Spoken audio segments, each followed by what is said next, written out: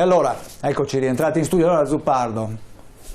E allora, cosa succede qua? Succede che noi abbiamo discusso di assetti finanziari e ci siamo dimenticati, ma non a caso, che è scomparsa la politica, perché la finanza ha risucchiato tutto.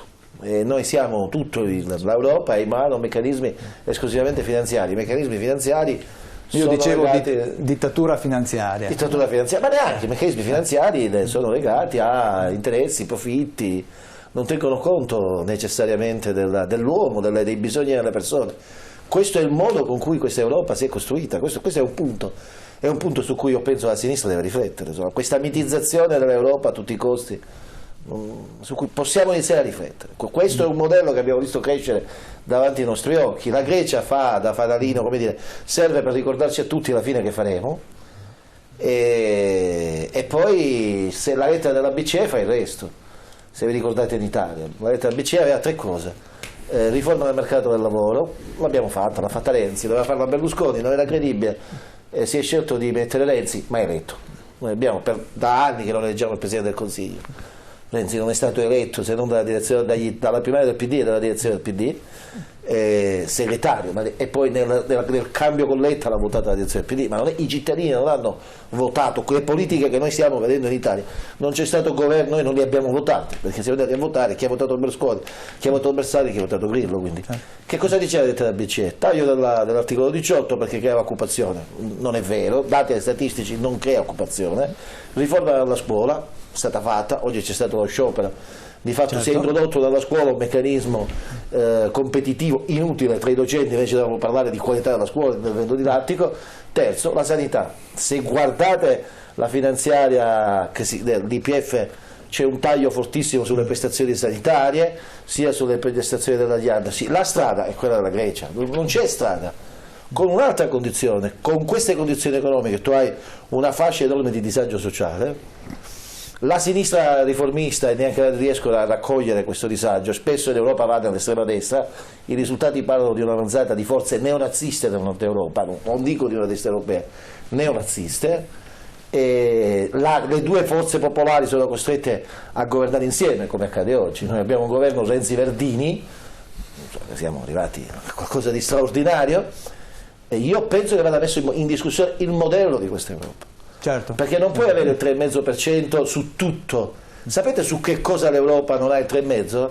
Sulla competitività, cioè sugli elementi, su tutte le politiche di competizione, quindi neoliberiste, su quello non c'è il 3,5%. Ma questa è una follia, perché se tu vuoi in un paese che sta facendo la deflazione costruire occupazione, tu devi fare politiche keynesiane, cioè devi investire, devi metterci soldi pubblici per costruire economia. Se è un paese in deflazione, noi abbiamo per esempio le esportazioni che vanno bene, ma è la capacità interna di consumo che sta diminuendo. Certo. Devi dare soldi alle persone per consumare di più. Sono politiche keynesiane, ma queste sono politiche nazionali. O l'Europa ha il coraggio di cambiare, e abbiamo visto che non è sufficiente, addirittura dopo Tsipras, quel modello, oppure io penso che è giunto, almeno come discussione, purché non diventi un tabù di cui tutti ci scandalizziamo, l'idea che questo modello dell'Europa possa saltare, perché se no l'altra strada, sapete qual è? È un modello in cui le persone stanno peggio. Sentiremo dal professor Greco e da Pontani se la Grecia dovesse implodere, quali potrebbero essere le conseguenze economiche in Europa. Ma sentiamo invece l'intervento di un europarlamentare del Movimento 5 Stelle, Marco Zanni, che è intervenuto proprio, abbiamo preso dal blog di Beppe Grillo questo intervento di Zanni. Ascoltiamolo. Il Parlamento greco ha approvato l'ennesimo pacchetto di austerità. Tutti i programmi di salvataggio, se così possiamo chiamarli, sono falliti. È di pochi giorni fa lo studio di Handelsblatt. Solo 9,7 miliardi di euro su 216 dei primi due pacchetti di salvataggio sono andati al popolo greco. Il resto è andato alle istituzioni finanziarie. E il terzo programma insiste sugli stessi errori. Avanzo primario del 3,5% e nessun taglio taglio nominale del debito. È una follia economica ma soprattutto sociale, un crimine verso i greci, schiacciati da un'UE fallimentare. Pressione fiscale alle stelle, privatizzazioni selvagge, distruzione di tutti i diritti sociali e ben 12 riforme del sistema pensionistico. Ma non basta. L'Eurogruppo ha chiesto e ottenuto un meccanismo di contingenza con ulteriori tagli nel caso i target non fossero raggiunti. La Grecia capitolerà umiliata ancora una volta. Non ci sono e mai ci saranno prospettive per il Paese quando non si libererà del cappio dell'euro. Grazie. Ecco, allora Zanni auspica l'uscita dall'euro in questo caso. Quindi. Noi abbiamo fatto una grande battaglia, una raccolta firme per chiedere ai cittadini cosa ne pensano di questo euro. Torniamo quindi, chiudiamo il cerchio con Pannella. Torniamo al referendum. Esatto, torniamo alla questione del referendum. Perché a nessuno è stato chiesto se volevamo farne parte o meno, a qualche istituzione, qualche Stato poi si è mosso di conseguenza, ma oggi si riapre una riflessione molto importante. E il tema di cui parlavamo adesso durante la pausa pubblicitaria dell'Inghilterra, anzi della Gran Bretagna, certo, della Brexit, è un tema centralissimo. Certo, ricordiamo che tra poco avremo un tema importantissimo. Un vincolo costituzionale. Ma noi abbiamo un vincolo costituzionale che ci sono stati molti vincoli istituzionali che sono stati anche portati all'interno della Costituzione nostra, a nostro malgrado. Pensiamo tutti i patti di stabilità che sono figli di tutte quelle che sono poi le direttive e i regolamenti europei. Certo. Ad oggi viene rimessa in discussione questa Europa, e per primo chi in un certo senso sta bene, perché pensiamo a una Gran Bretagna che ha ben pensato di tenersi in capo la moneta, perché comunque la sterlina è ancora in uso, però è riuscito addirittura a imporre, chiamiamolo uno statuto speciale, permettetemi questo parallelo, uno statuto speciale all'interno della stessa Europa, e adesso addirittura alza la posta chiedendone un referendum sull'uscita. Allora capiamo anche noi che se non iniziamo noi per primi, che siamo i più vessati da questa situazione, a porre delle condizioni chiare e durissime però per poter proseguire questo cammino, che di sicuro ad oggi è funzionale a un progetto di Europa, ma deve essere un progetto di Europa, un'Europa dei popoli come è nata, non un'Europa delle banche, un'unione finanziaria che ad oggi sta distruggendo interi territori. Vediamo la nostra produzione purtroppo interna che si è calata per molti fattori contingenti, tra cui però, direi oggettivamente, anche quelle che sono state queste norme europee. Certo, abbiamo la signora Michela in linea, la facciamo intervenire. Buonasera signora Michela. Buonasera a tutti. Buonasera. Intanto permettetemi 2 parole su Marco Pannella, 2 semplici parole. Siccome vedo Jacopo Berti e penso sia una persona che dice le cose in una certa maniera, ieri sera ho sentito Vittorio Sgarbi in Virus che diceva che Dell'Utri è innocente ed è un innocente in carcere. Chiedo a Jacopo Berti, come mai in carcere non ci sono non c'è quasi nessuno di quelli che inquinano? Prima domanda. Seconda domanda, è innegabile che Marco Pannella ha fatto le sue battaglie inerenti alla sua personalità, è innegabile, non si può dir di no. Non avrei visto un Marco Pannella ad esempio fare le battaglie per l'aumento della paga salariale agli operai o per un inquinamento qualsiasi. Ha fatto le proprie battaglie inerenti alla propria personalità e ci ha portato pure Cicciolina in Parlamento, se non l'avete detto, quella Cicciolina svedese se non erro. Allora non diciamo che Marco Pannella era una santità, un mito e quant'altro, era un personaggio che ha fatto parlare di sé, avrà fatto anche le cose ben fatte, però le ha fatte a sua immagine e somiglianza e per un certo tipo di cose. Per quanto riguarda l'Europa e la Grecia e l'Italia, io sono pienamente d'accordo con quello che ha detto l'ex sindaco di Londra, mi sembra, che ha detto che la Germania distruggerà Grecia e Italia, se non l'ha già fatto, perché vedete, a mio parere l'Italia ormai è fallita da un pezzo e naviga semplicemente a vista. 2.229 miliardi di debito, io non li ho fatti questi soldi di debito. Una cosa è certa, in questi giorni di Giro d'Italia mi sono accorta che ci sono 2 Italie, l'Italia di un certo paesaggio dalla Toscana in giù e di un certo paesaggio tenuto molto meglio dalla Toscana in su. Non so se è ipotesi mia o quant'altro. Vorrei fare una domanda, una preghiera più che altro all'editore Casin. Se ci porti il film Il leone di vetro, quel leone di vetro della mostra del cinema di Venezia che parla del 1866, l'annessione del Triveneto all'Italia. Grazie. Grazie a lei, signora Michela. Abbiamo anche il signor Giuseppe. Buonasera, signor Giuseppe. Buonasera, complimenti per la trasmissione. Da dove chiama? Da dove chiama? Da Belluno. Prego. Allora, ha parlato benissimo il professore lì, anche se un po' macchinoso, sul fatto della Grecia. In maniera molto semplice, la Grecia è lo specchio di quello che succederà in Italia. Il debito non esiste, cioè ci sono dei signori privati che prestano dei soldi che non esistono agli stati con un interesse. La Grecia l'hanno indebitata, ma chiaramente allora noi diamo colpa alla Grecia che non ha fatto quello che doveva fare. Ma se la Grecia avesse creato lavoro, occupazione, fabbriche, avrebbe portato via lavoro alla Germania, all'Italia, ad altri stati. Quindi hanno dato e ci stanno dando a noi dei soldi a fronte di cosa? A fronte di riforme, e le riforme quali sono? Guarda caso sono privatizzazioni, quindi noi dobbiamo svendere i patrimoni pubblici, dovremo svendere le spiagge, alla fine metteranno in palio i nostri monumenti in cambio dei soldi che non esistono, ci stanno prestando dei soldi che non riusciremo mai a rendere. E l'unica cosa che vogliono sono le famose riforme, e guarda caso è una cosa verificabile, la ricchezza italiana soprattutto, che era fatta da piccole e medie imprese, dai ristoranti, dalle aziende, dalle officine, dagli autotrasportatori, qualsiasi piccola e media impresa adesso sta chiudendo a vantaggio ad esempio della grande distribuzione, delle grandi aziende, delle multinazionali. Quindi la spiaggia che vogliono privatizzare non sarà il tedesco singolo che viene a prendere un pezzo di spiaggia, un chiosco, adesso ci sono gli italiani, ma ci saranno le multinazionali che prenderanno 2 chilometri di spiaggia, metteranno dentro 4 pakistani e 50 cinesi e noi andremo alla fame, diventeremo schiavi come la Grecia. Grazie signor Giuseppe, grazie del suo intervento, Allora, professor Greco,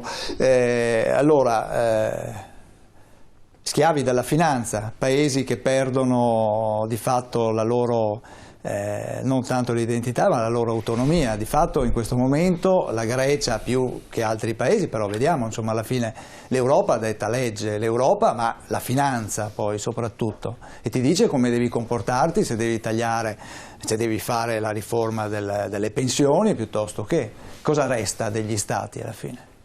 Allora, il tema in realtà è molto complicato, però in estrema sintesi, secondo me, il problema è che noi siamo schiavi dei poteri, che sono quelli esistenti. Allora, la finanza, come la chiamiamo noi, è l'emanazione di elite potenti, che controllano le istituzioni in assenza di un sistema politico europeo. Cioè, io contesto proprio in radice il problema che sia la Germania che sta traviando tutto il sistema, che sta armeggiando, la Germania si sta sbagliando perché è un paese leader in Europa e dovrebbe provare a vedere avere una visione più d'insieme, ma ci sono altri paesi importanti in Europa. Qui c'è l'assenza totale della Francia e mi dispiace dirlo, ma c'è l'assenza totale del nostro paese.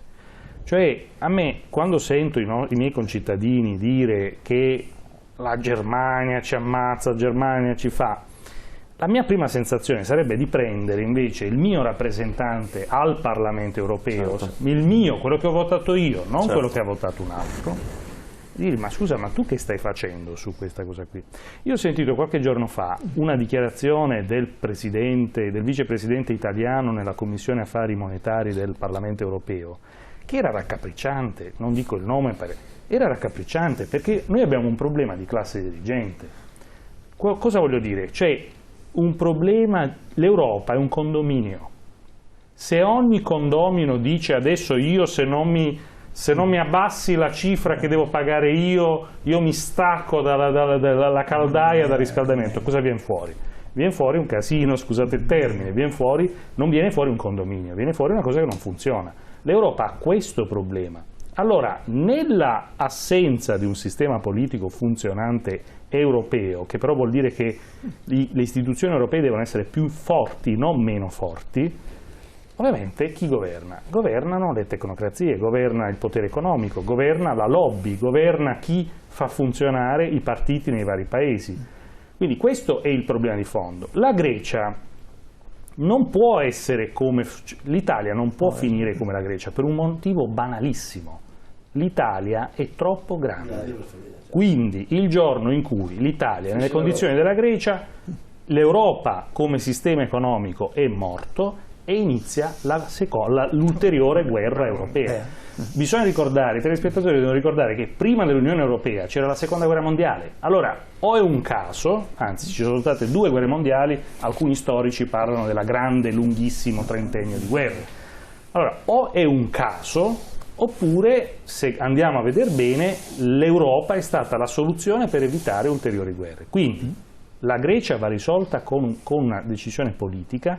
È specioso che sia il Fondo Monetario Internazionale, che non è certamente una coalizione di persone che pensano che la democrazia sia bella e buona, ma sono dei tecnocrati, che vengono a dire agli europei: guardate ragazzi, in Grecia non si può continuare così, non si va avanti. Infatti, con questo non meccanismo risolvete il problema. Pontani. Sì, ma questo è molto giusto, e infatti in Grecia è proprio dal punto di vista politico, io non sono un economista, da un punto di vista politico il dramma è stato proprio questo, cioè c'è stata un'idea alternativa che è stata propagandata da una forza che democraticamente è riuscita a prendere una maggioranza in Parlamento, ed era un'idea naturalmente poi discutibile nei dettagli, però comunque c'era un principio di una mentalità un po' alternativa al potere della tecnocrazia. Il fatto che questa cosa si sia sciolta, il fatto che Tsipras nel giro di pochi mesi abbia cambiato completamente la politica, si sia innestato sui binari dei recenti, è stata una catastrofe secondo me per la sinistra, la sinistra europea è stato un colpo secondo me ferale, dal quale non si riprende. Io, il rappresentante che ho votato era un rappresentante della lista Tsipras, naturalmente adesso io cosa gli vado a dire al rappresentante della lista Tsipras che aveva, cioè è un problema molto serio questo di aver votato una persona per qualcosa che è quello di fare esattamente il contrario, no? Questo è molto problematico, ma soprattutto è un problema non solo per la sinistra, perché Mikis Theodorakis, che è il più importante compositore greco, autore di molte delle canzoni che si sentono anche quando si va in vacanza in Grecia, ieri ha detto che lui è un grande combattente contro la dittatura di colonnelli che prima veniva evocata, un grande combattente per la libertà, quindi ha detto ieri l'Unione Europea è un organo del Fondo Monetario Internazionale e degli americani, ora ha 90 anni, quindi si perdona tutto, però il problema è che questa visione delle cose, cioè una visione profondamente non euroscettica ma di più,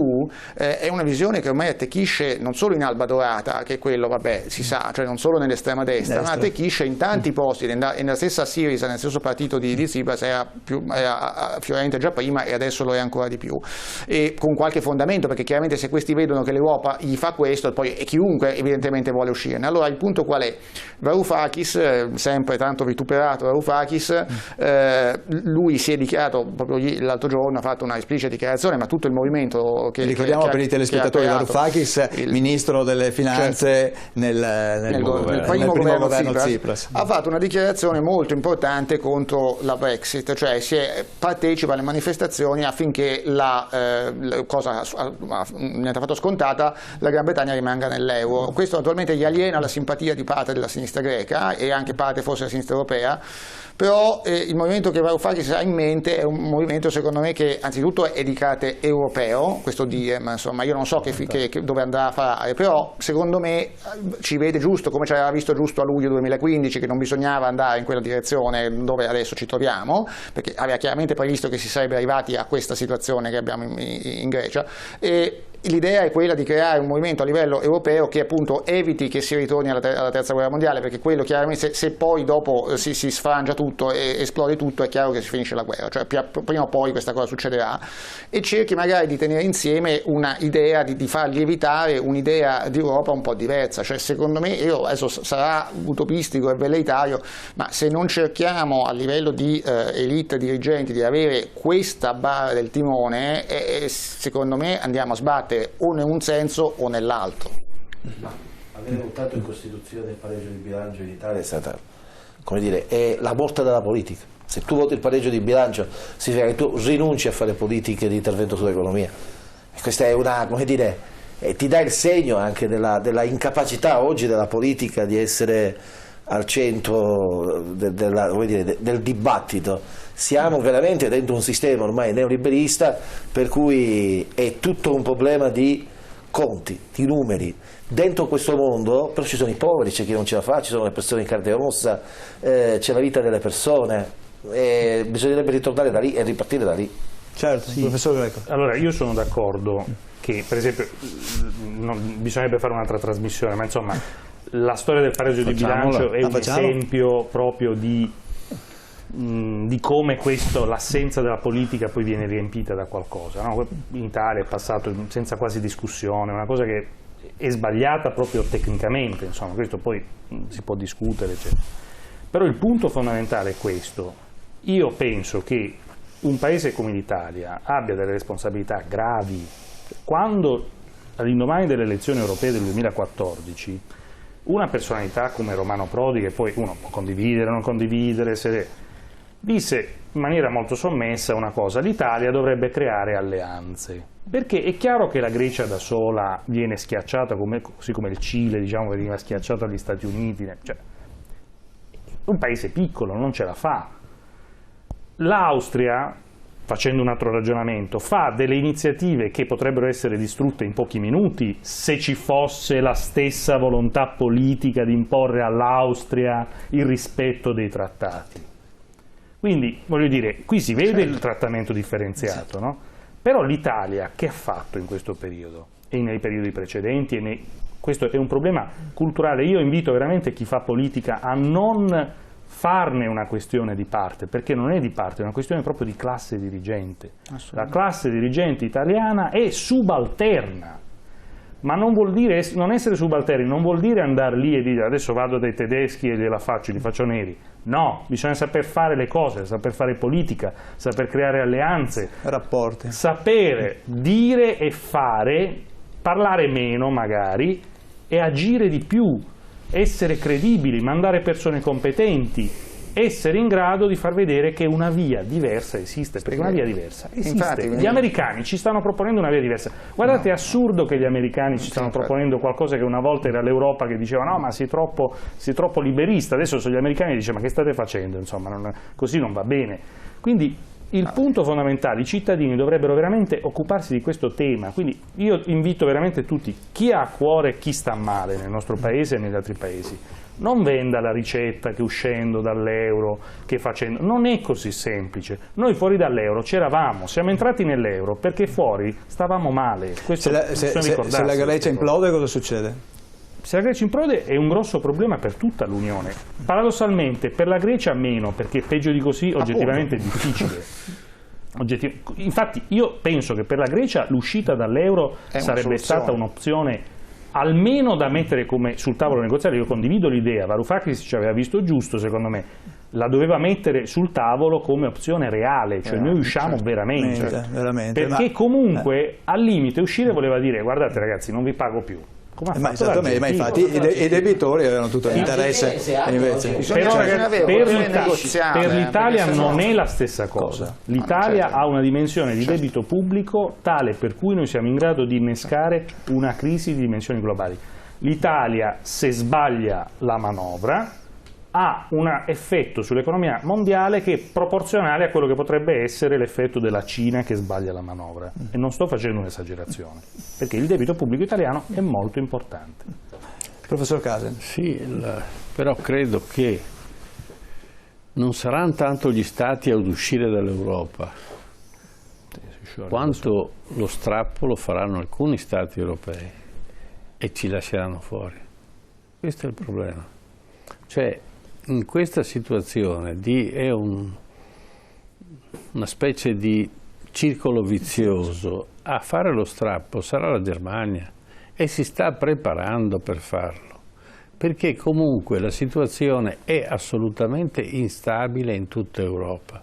Non è che la Germania sia la Verginella, Cioè, la Germania aveva un sacco di problemi quando è entrata nell'euro, perché ha fatto l'unificazione della Germania, si è tirata dietro un debito mostruoso per riuscire a entrare, ha condizionato tutti gli altri.